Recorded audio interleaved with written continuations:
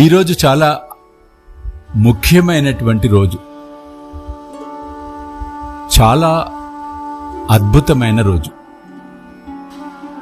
ఈరోజు గంగా మాత యొక్క అవతరణ దినోత్సవం. ఆ తల్లి ఈరోజు కూడా భక్తుల యొక్క దశ దోషాలను హరించి వేస్తూ ఉంది. అలాగే ఈరోజు దశ దోష హర దశమి అని కూడా పిలుస్తారు. కాబట్టి ఈరోజు ఎంత అద్భుతం అంటే గొప్ప అవకాశం మనందరికీ ఆత్మశుద్ధి చేసుకోవటానికి, మనోశుద్ధి చేసుకోవటానికి, దేహశుద్ధి చేసుకోవటానికి. ఒక రాగి చెంబులో కానీ, వెండి చెంబులో కానీ, లేదు ఏది లేకపోతే స్టీల్ చెంబులో అయినా సరే శుద్ధమైన జలము, మంచినీరు, స్వచ్ఛమైన నీటిని తీసుకోండి. ఆ చెంబుకు పసుపు కుంకుమలు రాసి కాసిన అక్షింతలు వీపూది ఆ నీటిలో పసుపు వేయండి. ఒక తమలపాకు మీద లేదు బియ్యం మీద అయినా సరే ఆ చెంబును ఉంచండి. ఉంచి చక్కగా పూజించండి. సాయంత్రమైనా పూజించవచ్చు, లేదు ఉదయమైనా పూజించి సాయంత్రం ఉపయోగించుకోవచ్చు.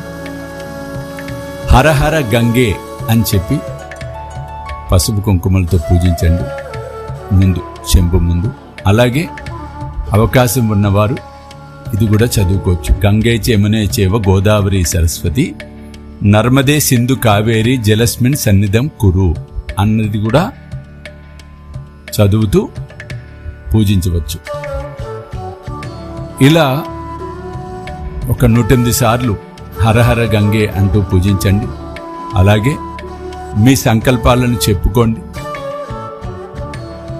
ఆ సంకల్పాలు కూడా మనసులో చెప్పుకొని పూజించి ఆ జలానికి హారతినిచ్చి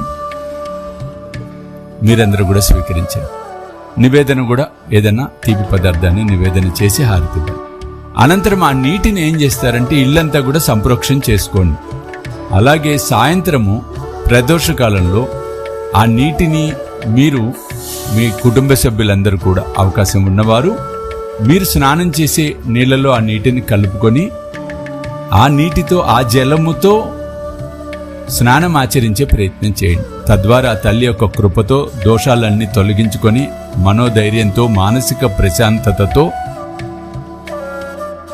మన జీవితాన్ని ఆ దైవ కృపతో, ఆ పరమాత్ముడు అనుగ్రహంతో కొనసాగించవచ్చు. కాబట్టి మరొకసారి మీ అందరికీ ఈ దశమి, దశదోషహర దశమి శుభాశీస్సులు, శుభాకాంక్షలు. జై సాయినాథ్.